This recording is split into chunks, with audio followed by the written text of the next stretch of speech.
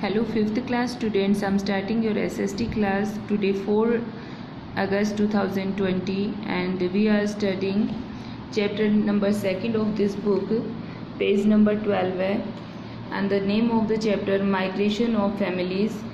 Migration of Families में हमने पढ़ा था कि माइग्रेशन क्या होता है। किसी भी रीज़न से कि हम पढ़ना चाहते हैं या अच्छी जॉब के लिए, किसी भी रीज़न से परिवार से जब हम बाहर चले जाते हैं दूसरे शहरों में कमाने के लिए, है ना, या अच्छी ज़िंदगी बिताने के लिए, जिस भी रीज़न से हम अपने घरों से दूर चले जाते हैं, कहीं और जा कर के बस जाते हैं, तो वो क्या कहलाता है? माइग्रेशन कहलाता है। ठीक है, आज देखिए, you have seen in your nearby that some children have to leave their house for higher education. You have seen, आप देख चुके हैं, इन योर नियर बाय, अपने आसपास में ही, दैट सम चिल्ड्रन, कुछ बच्चे, हैव टू लिव, उन्हें रहना पड़ता है, their house for higher education, अपने घरों पर ही हायर एजुकेशंस के लिए। They do not studies in staying some hostel, वो किसी हॉस्टल में जा कर के नहीं रह पाते हैं, और रेंटेड रूम, और ना ही घर किराए पर लेकर के कहीं दूर रह कर के पढ़ाई कर पाते हैं, घर रह करके उनको पढ़ाई करनी पड़ती है। कल मतलब ये आप माइग्रेशन के बारे में पढ़ रहे थे कि कुछ बच्चे होते हैं जो पढ़ाई करने के लिए एक जगह से दूसरी जगह चले जाते हैं, हॉस्टल्स में शिफ्ट हो जाते हैं, या कहीं जहाँ पे पढ़ाई का सही स्कोप मिलते हैं वहाँ पर रेंट पर रूम्स ले करके और फिर पढ़ाई करने लग जाते हैं, है ना।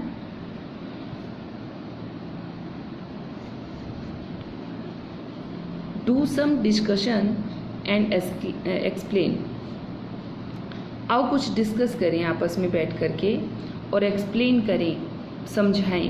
क्या समझें? How many members of your nearby families went out from their houses for higher studies और come to your home for that.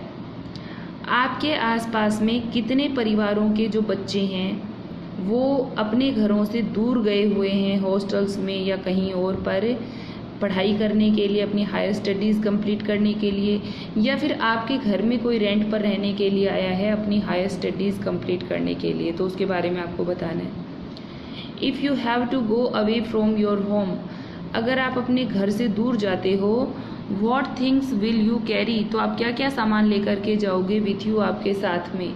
सोचो, अगर आपको हायर एजुकेशन के लिए जाना पड़े कहीं और पे, तो आप क्या क्या सामान साथ में लेकर के जाओगे।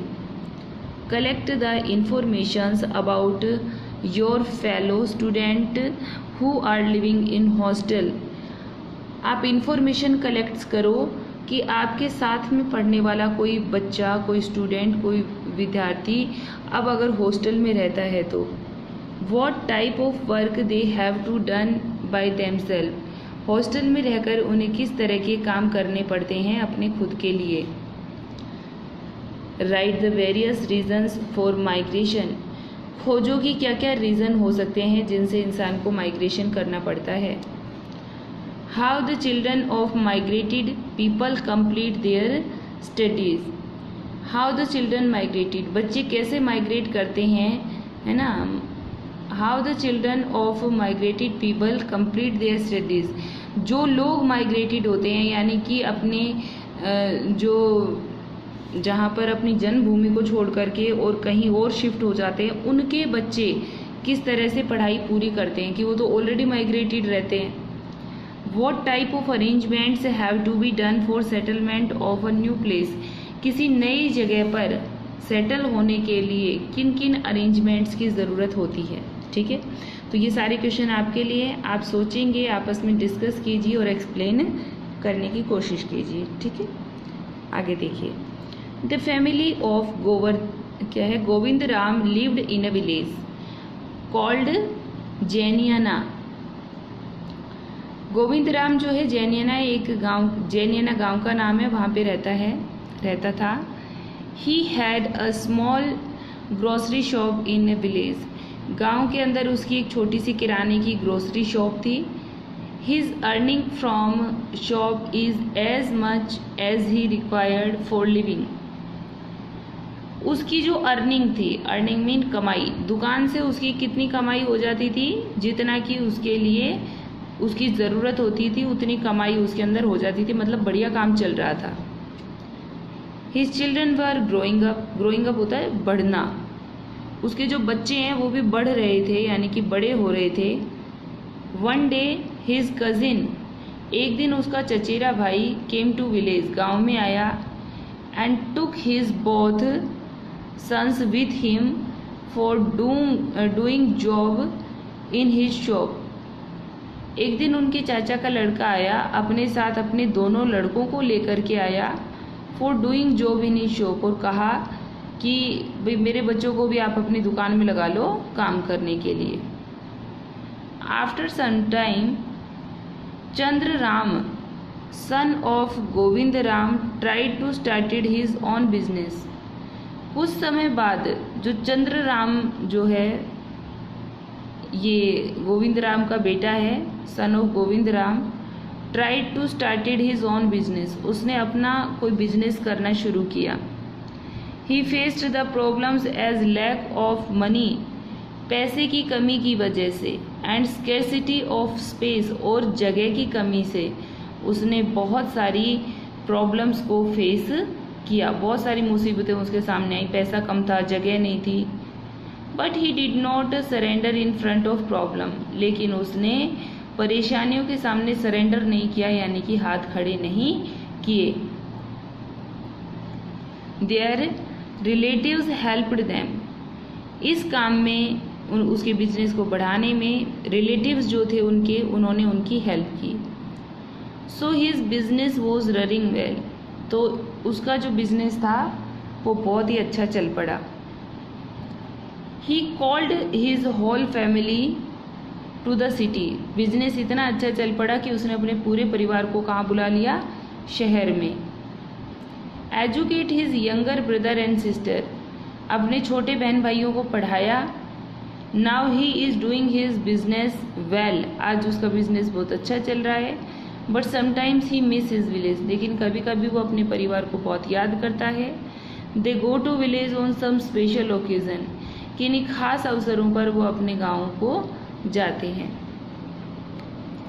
Try to know in your nearby who is living from more than 10 years। In your nearby, आपके आसपास में कौन रह रहा है 10 सालों से या 10 सालों से भी ज़्यादा सालों से आपके आसपास में रहने वाले लोग कौन हैं। What is the difference between them and the persons, ये जो आपके पड़ोस में रह रहे हैं, जो लोग आपके आसपास में रह रहे हैं, इनमें और बाकी लोगों में क्या अंतर है। Who change their house frequently, अपने घरों को कौन ज़्यादा फ्रिक्वेंटली से स्पीड से चेंज कर देता है।